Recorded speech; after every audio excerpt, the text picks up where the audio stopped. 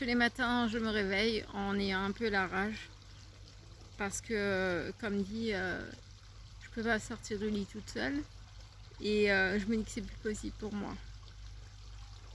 Au moment même où je vous parle, vous êtes au courant, j'ai déjà fait des vidéos, j'ai déjà échangé avec le docteur Tal Chaler où j'ai répondu à ces questions et j'ai répondu d'une manière très énervée par rapport à ce qui m'est arrivé.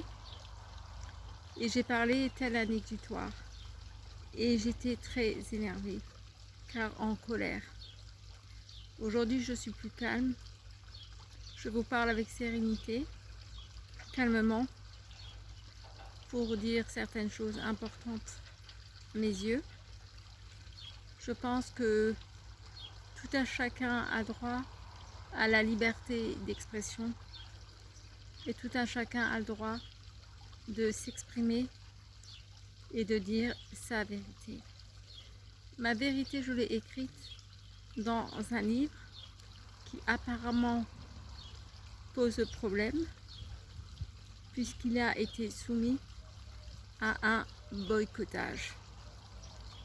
D'ailleurs, c'est la raison pour laquelle je fais cette vidéo aujourd'hui, car je souhaiterais que tous qui avaient accès à l'information et qui pouvaient lire mon histoire qui a du sens puissent véhiculer l'information en parlant simplement de mon livre.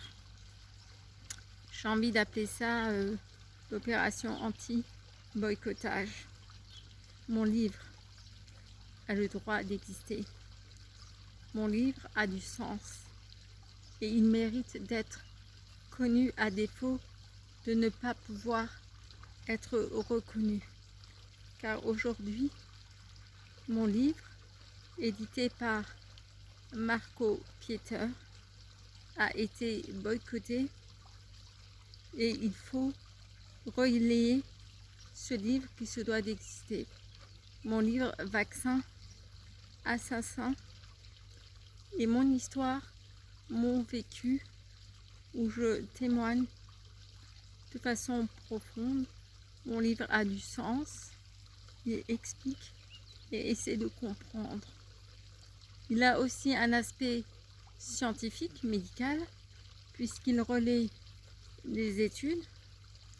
Et j'aimerais bien que des médecins ou d'autres personnes puissent relayer l'information que ce que je dis est la vérité.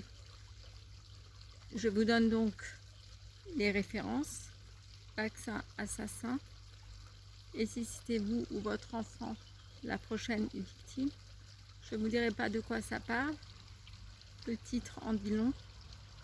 Mon livre est une histoire, un vécu.